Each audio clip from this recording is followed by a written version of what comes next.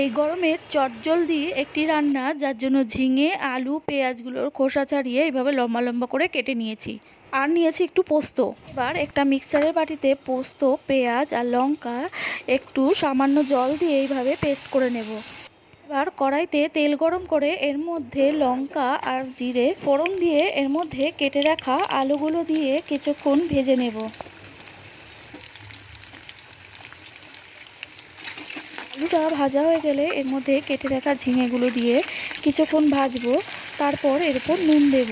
আগে থেকে নুন দিলে ঝিঙেগুলো দিয়ে জল বেরিয়ে যাবে। এবার এর মধ্যে পোস্ত বাটাটা দিয়ে দেব আর দিয়ে দেব সামান্য বাটি ধোয়া জলটা। জল দেওয়ার পর 2 থেকে 3 মিনিট এইভাবে ফোটাবো। তারপর নামিয়ে ওপর থেকে সর্ষের তেল দিয়ে পরিবেশন করব ঝিঙে আলু পোস্ত। এই গরমের খুব উপকারী এবং চটজলদি একটি রেসিপি ঝিঙে আলু পোস্ত।